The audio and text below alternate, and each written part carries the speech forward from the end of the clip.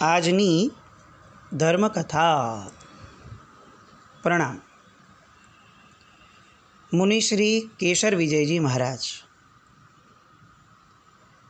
17 વર્ષની ઉંમર, પૂજ્ય ગુરુ ભગવંતની અનન્ય કૃપા, એમના પ્રત્યેનો અનહદ વિશ્વાસ અને એમના અભ્યાસની અંદરનું ગજબનું શ્રદ્ધાન.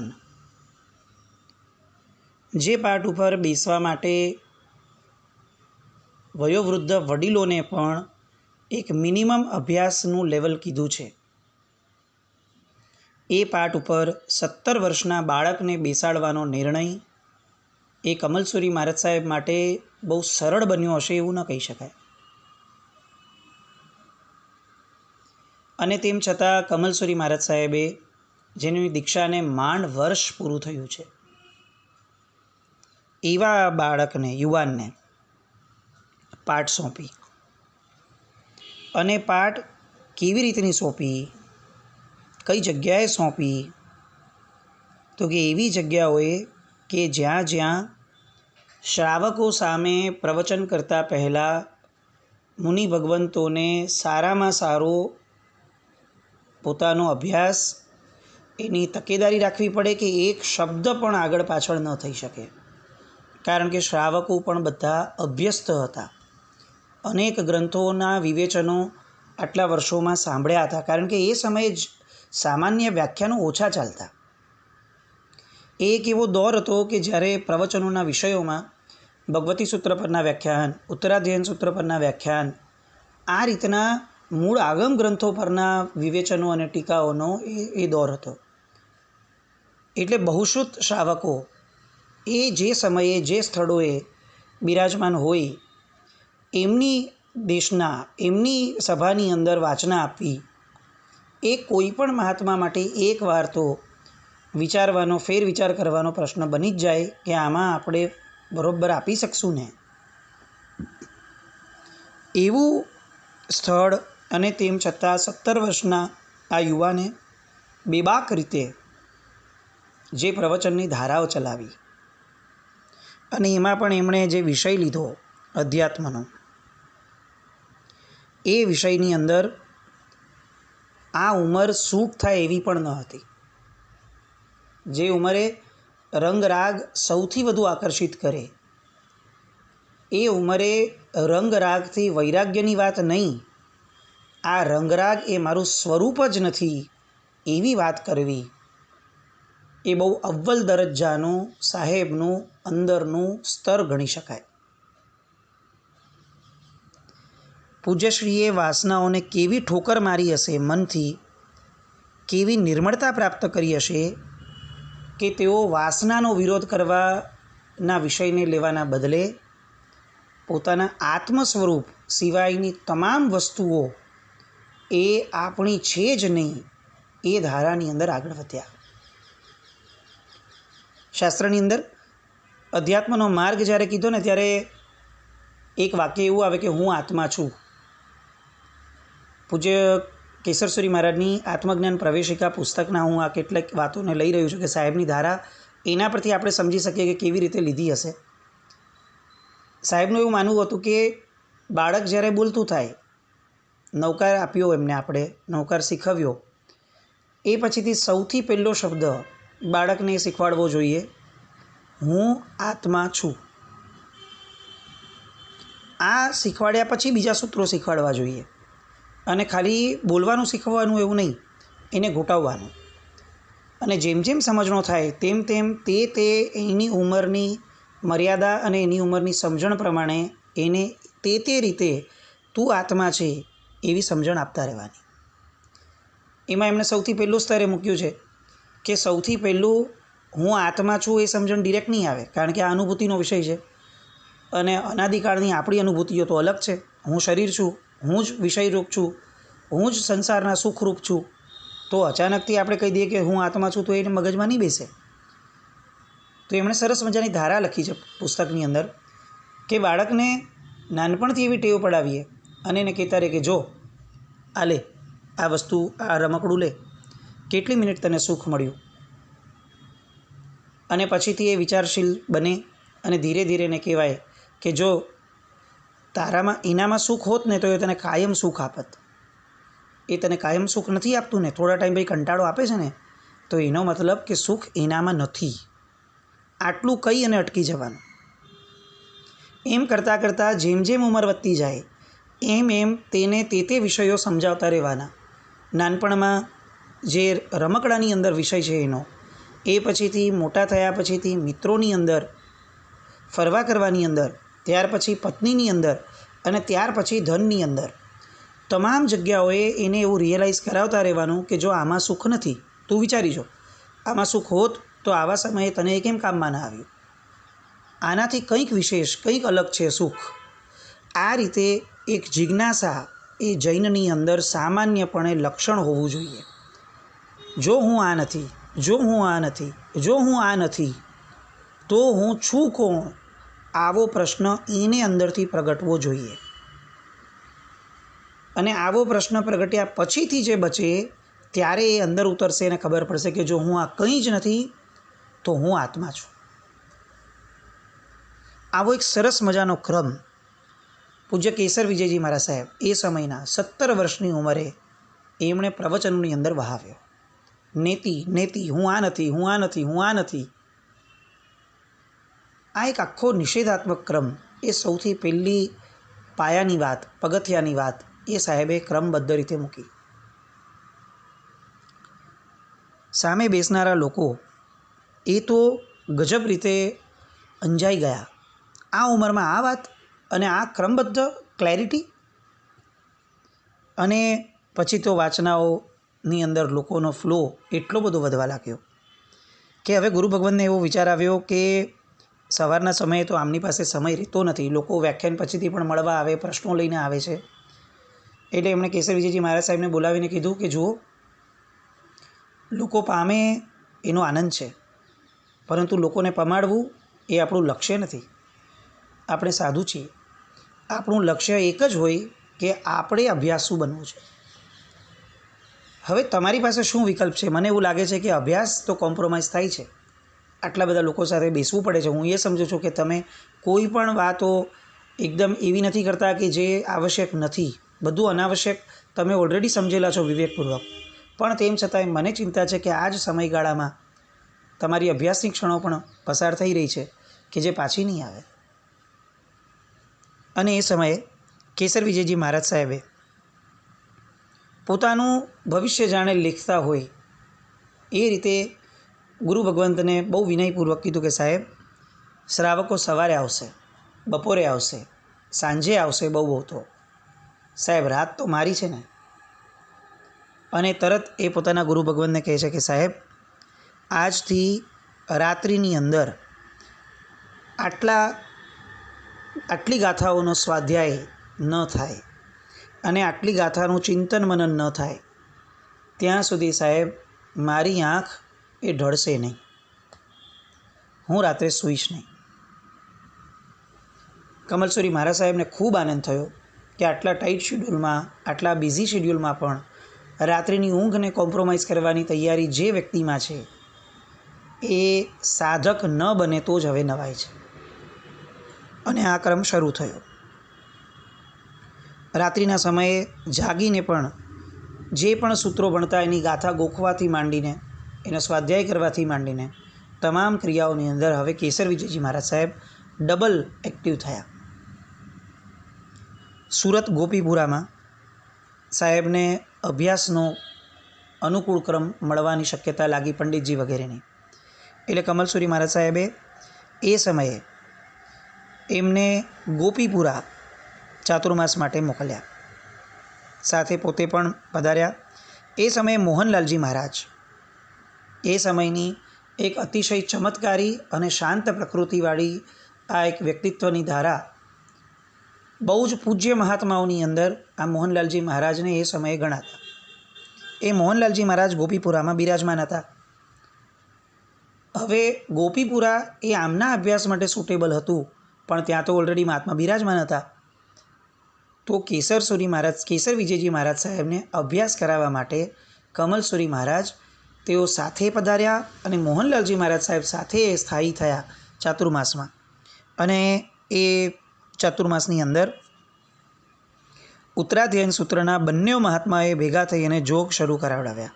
આચારાંગ સૂત્ર, કલ્પસૂત્ર, દશપયનના, ઉવવાઈ વગેરે ઉપાંગોના યોગોદ્વહન પણ કરાવડાવ્યા. આ યોગોદ્વહનની ક્રિયા જ્યારે પૂર્ણ થઈ ત્યારે યોગોદ્વહન પૂર્ણ થયા એના આનંદની અંદર સંઘની અંદર 28 મહોત્સવ રચાયો હતો. આપણી માટે આ કેટલી જાણીતી વસ્તુ છે એ આપણે વિચારવું રહ્યું. આપણા ઘરમાં લગ્નનો પ્રસંગ હોય અથવા આપણા ઘરમાં કોઈ પ્રસંગ હોય અને આપણે પૂજનો ભણાવડાવીએ એવી તો આપણને આદત છે સાંભળવાની આવી વસ્તુઓ. પણ ગુરુ ભગવંતના યોગોદ્વહન પૂર્ણ થયા એ નિમિત્તે 28 મહોત્સવ થાય આવી આદતો આપણે છેલ્લે ક્યારે સાંભળેલી? જ્ઞાનનું મહત્ત્વ આપણા બધાની અંદર વધતું જાય છે, ઘટતું જાય છે, અસર જ નથી? આ બધા પ્રશ્નો આપણે વિચારવા પડશે. જ્ઞાનીના બહુમાન નથી રે, જ્ઞાન તણા બહુમાન સલુણા. આ આદર્શ લઈને જીવવાવાળો ધર્મ એ આપણે પામ્યા છે. જે ગુરુ ભગવંત જ્ઞાન પામ્યા એ ગુરુ ભગવંતનો બહુમાન એ જ્ઞાનનો બહુમાન છે. અને એટલે સમોવસરણની રચનાપૂર્વકનો એક સુંદર મજાનો 28 મહોત્સવ રચવામાં આવ્યો જસ્ટ બિકોઝ ગુરુ ભગવંતો યોગોદ્વહન બહુ જ નિર્વિઘ્ન રીતે પૂર્ણ કરી શક્યા. ત્યાંથી ચાતુર્માસ થયો, વિહાર થયા અને નવસારી, બિલીમોરા વગેરે જગ્યાઓએ જાહેર સ્થળોએ વ્યાખ્યાન વગેરે પણ થવા લાગ્યા. અને ત્યારબાદ પુણ્યક્ષેત્ર પાલીતાણા ત્યાં સાહેબને જવાનું મન થયું અને વિહાર કતારગામ સુરતથી શરૂ થઈ ભરૂચ, વડોદરા, રાજનગર, કોટ આ દરેક જગ્યાએ લગભગ 1.5 માસ જેવું રહી અને પાલીતાણા પધાર્યા. વ્યાકરણનો રોજનો રાતનો અભ્યાસ ચાલુ હતો. ત્યાં મોતી કડિયાની ધર્મશાળા એની અંદર માસ્તર વીરચંદભાઈ ગાંડાભાઈ એ પંડિતજી ભણાવતા હતા. એમની પાસે પૂજ્ય કેસર વિજયજી મહારાજ સાહેબે અભ્યાસ શરૂ કર્યો. સંવત 1952નું આ ચાતુર્માસ. એની અંદર પોતે આટલું સરસ ભણી રહ્યા છે તો એમને પોતાના સંસારી ભાઈ યાદ આવ્યા, હીરાચંદભાઈ. એટલે એમણે ફરીથી એમને બોલાવ્યા કે તમે પણ ભણવા પધારો. અને ત્યાં એમણે બંને ભાઈઓ એ ભણવા માટે રહ્યા. સાથે અલગ અલગ ધાર્મિક ક્રિયાઓ, પ્રસંગો વગેરેમાં પણ ભાઈઓને જોડતા ગયા. ત્યાર પછીથી વધુ અભ્યાસ અર્થે કમલસુરી મહારાજ સાહેબના ગુરુ બાંધવ એવા ન્યાય મહોદધિ દાન વિજયજી મહારાજ સાહેબ એમની પાસે કેસર વિજયજી મહારાજ સાહેબને મોકલવાનું મન કમલસુરી મહારાજ સાહેબને થયું. સાહેબ હતા વડોદરા એટલે વડોદરા મોકલ્યા અને વડોદરા કાવ્ય અને કોશોનો અભ્યાસ એમને દાનસુરી મહારાજ સાહેબ પાસે કર્યો. પરંતુ પોતાના ગુરુ ભગવંતથી લાંબો વિયોગ સહન ન કરી શકવાના કારણે તેઓ ફરીથી પાલીતાણા આવી ગયા અને ત્યાં આવી અને અભ્યાસ કરવા લાગ્યા. આ એક નાનકડું વાક્ય ગયું કે જે આપણી માટે બહુ મોટો વિચાર અને બહુ મોટો આદર્શ મૂકીને ગયું કે પોતાના ગુરુ ભગવંતનો વિયોગ ન સહન કરી શકવાના કારણે પૂજ્યશ્રી જે પાલીતાણાથી વડોદરા આવ્યા હતા ભણવા માટે તેઓ વડોદરાથી તુરંત પાલીતાણા ગયા કારણ કે ગુરુનો વિયોગ સહન થતો ન હતો. જેનો વિયોગ સહન ન થાય એના પ્રત્યેનો પ્રેમ એ તમામ મર્યાદાઓને ઓળંગી ગયો હોય એવું માનવું પડે. જ્યાં અનહદતા છે ત્યાં જ વિયોગ પ્રગટે છે. એટલે કેવી ગુરુ ભગવંત પ્રત્યેની અનહદ ભક્તિ હશે એ આપણે એમના આ પગલાં તરફથી આપણે સમજી શકીએ. ત્યાંથી સાહેબને પાલીતાણાથી જામનગર પધારવાની વિનંતી કરવા માટે શ્રાવકો પધાર્યા અને પૂજ્યશ્રી સાથે તેઓ રાજકોટ, પડદારી, ધ્રોળ વગેરે થઈ જામનગર પહોંચ્યા. ત્યાં વિદ્વાન પંડિત શ્રી હીરાલાલભાઈ હંસરાજજી એમની પાસે કેસર વિજયજી મહારાજ સાહેબે કાવ્ય અને ચરિત્રોનો જે બાકીનો અભ્યાસ હતો એ શરૂ કર્યો. અહીંયા પણ એમણે હરિચંદભાઈને બોલાવ્યા, હીરાચંદભાઈને, અને અલગ અલગ જગ્યાઓએ આગળ વધતા છેવટે જૂનાગઢ પધાર્યા. જૂનાગઢની અંદર એમની પાસે ખાંતિ વિજયજી દાદા જે એમની હારે હતા, એમની પાસે લીંબડીના એક શ્રાવક પારેખ મણીલાલ વેલશીભાઈ તેઓ ભણતા હતા. લાંબા સમયની એમની દીક્ષાની ભાવના. ખાંતિ વિજયજી દાદા વૃદ્ધ હોવાથી એમણે કમલસુરી મહારાજ સાહેબને કીધું કે તમે આમનું યોગ્ય ધ્યાન રાખજો અને યોગક્ષેમ કરજો. એટલે કમલસુરી મહારાજ સાહેબે બધું ચેક કર્યું. બધું સરસ લાગવાને કારણે એમણે જૂનાગઢમાં દીક્ષા મહોત્સવ શરૂ કર્યો. ગિરનારની તળેટીની અંદર આ મણીલાલભાઈની દીક્ષા થઈ. કમલસુરી મહારાજ સાહેબે દીક્ષા આપી અને એમનું નામ પાડવામાં આવ્યું લાભ વિજયજી મહારાજ સાહેબ. અને બહુ જ સરપ્રાઈઝ સાથે બધાની એમને કેસર વિજયજી મહારાજના શિષ્ય તરીકે જાહેર કરવામાં આવ્યા. એ સમયના ગુરુ ભગવંતોની ઉદારતા કેવી હશે, એ સમયના ગુરુ ભગવંતોની દીર્ઘદ્રષ્ટિ અને વિચક્ષણતા કેવી હશે, એનો આ બે નમૂન ઉદાહરણ અને દ્રષ્ટાંત છે કે એમણે યુવાનની દીક્ષા એક બીજા યુવાન સાધુ આગળ કરાવડાવી. કારણ કે બંનેઓ બહુ દીર્ઘ સમય સુધી જીવંત રહે અને સાધનામય અવસ્થામાં ગુરુના વિયોગ વગરના રહે. આ અપ્રોચને કારણે ખાંતિ વિજયજી દાદા પાસે તૈયાર થયેલા ભાઈની દીક્ષા પોતાની પાસે ન કરાવતા એમણે કેસર વિજયજી મહારાજ સાહેબ આગળ કરાવડાવી. ત્યાર પછીથી પાલિતાણા ફરીથી પધાર્યા. મોતીકડિયાની ધર્મશાળામાં હેમ વિજયજી મહારાજ સાહેબ સાથે બધા રહ્યા. સંવત 54નું ચાતુર્માસ એ પાલિતાણાની અંદર થયું. ત્યાર પછીથી ભાવનગર, ઘોઘા વગેરે થતાં વઢવાણ કેમ્પ પધાર્યા, સાહેબનું ગામ. અને સંઘના આગેવાનોએ તો થોડા દિવસની સ્થિરતામાં ઘસીને ના પાડી કે સાહેબ થોડા દિવસની નહીં ચાલે, તમારે ચાતુર્માસ જ આપવું પડે, અમારા ગામનો દીકરો છે. અને એટલે કમલસુરી મહારાજ સાહેબે તરત જ એમને રજા આપી કે બરાબર છે, કારણ કે અહીંયા એક જગ્યાએ હશે તો અભ્યાસ પણ બહુ વિશેષપણે ચાલતો રહેશે અને કોઈ પંડિતજીની સગવડ કરી આપો તો આ ચાતુર્માસ નક્કી કરીએ. એ રીતે ચાતુર્માસની વાત નક્કી રાખી. ત્યારે થોડાક સમય માટે કેસરસુરી મહારાજ સાહેબ માંડલ વગેરે ગામોમાં, શંકેશ્વરની આસપાસ રાધનપુરના ગામોમાં વિહાર અર્થે ગયા. પણ અહીંયા પંડિતજી પધારી ગયેલા એટલે કેસરસુરી મહારાજ સાહેબને થોડા સમયનો ગુરુ ભગવાનનો વિયોગ સહન કરવો પડ્યો. આ બાજુ સાહેબની પાસે એમના ફૈબાના દીકરા સંસારી વીરચંદભાઈ માવજી શાહ એઓ સાહેબના વંદન અર્થે પધાર્યા. એમની યારે બેસે, સત્સંગ કરે, કેટલાક દિવસ ભણવાનું શરૂ કર્યું અને ભણતા ભણતા એમનામાં વૈરાગ્યની વૃત્તિ મક્કમ થઈ. એમને ભાવ થયો કે મારે હવે આ માનવ જન્મને સફળતાનો ખરો રસ્તો જે છે એને પામવું છે. અને એટલે તેઓ તરત જ કેસર વિજયજી મહારાજ સાહેબ પાસે જઈ અને પોતાના મનની વાત રજૂ કરે છે. કેસર વિજયજી મહારાજ સાહેબે તો એક જ કામ કરવાનું હતું, એમને ગુરુ ભગવંત પાસે મોકલવાના હતા. ગુરુ ભગવંત પાસે વિનંતી થઈ, શ્રાવકો ગયા અને ગુરુ ભગવંતની રજા મળતા સંવત 1954 ચૈત્રવદ દસમના દિવસે વીરચંદભાઈએ તેમના માતા, ભાઈ વગેરેની સહમતિપૂર્વક પૂજ્ય કેસર વિજયજી મહારાજ સાહેબ પાસે દીક્ષા લીધી અને તેમનું નામ શ્રી વીર વિજયજી મહારાજ સાહેબ એવું રાખવામાં આવ્યું. તરત જ ગુરુ ભગવંતો વગેરે ભેગા થયા અને કેસર વિજયજી મહારાજ સાહેબની શાંત મધુર દેશના દેવાની જે શૈલી છે એ શૈલીપૂર્વક ચાતુર્માસની અંદર માંડલ રહેવાનું થયું. એના પછી ત્યાં આગળ 3 ગચ્છ હતા, તપાગચ્છ, પાયચંદગચ્છ અને અચલગચ્છ. અને તેમ છતાં ત્રણેયને ન્યાય મળે એ રીતે કેસર વિજયજી મહારાજ સાહેબે પ્રવચનોનો દોર શરૂ કર્યો. ત્રણેય ગચ્છના શ્રાવક શ્રાવિકાઓ પધારતા હતા. કોઈને પણ ક્ષોભ થાય એવું ન રહ્યું. પંડિતજી પાસે બપોરના ભણતા હતા, રાત્રિ સમયે સ્વાધ્યાય કરતા હતા અને સાંજના સમયે બીજા મહાત્માઓને વાંચના દ્વારા ભણાવતા પણ હતા. આ રીતે જબરદસ્ત બધું થઈ રહ્યું હતું. એમાં રામ વિજયજી મહારાજ સાહેબ જે એમના સહવર્તી મહાત્મા હતા, એમની તબિયત બગડી, ગંભીર સ્વરૂપ પકડાયું અને ટૂંક સમયની બીમારી ભોગવી સાહેબનું અણધાર્યું કાળધર્મ થયું અને અહીંથી ગમન થયું. સંઘને બહુ ગ્લાનિ થઈ. એમની પાછળ અઠ્ઠાઈ મહોત્સવ પણ રખાવવામાં આવ્યો.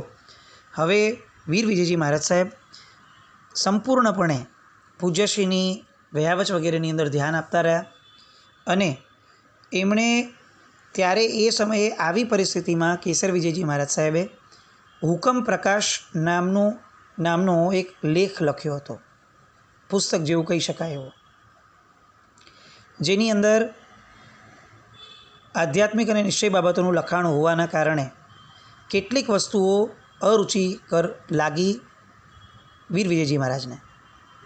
અને વીર વિજયજી મહારાજ સાહેબને એવું લાગવા લાગ્યું કે આ બધી આવશ્યક ક્રિયાઓ, સાધુપણું વગેરે તો બિનજરૂરી છે, નિશ્ચયી ભાવ હોવો જોઈએ, અને નિશ્ચયી ભાવ વગર કેવી રીતે ચાલે.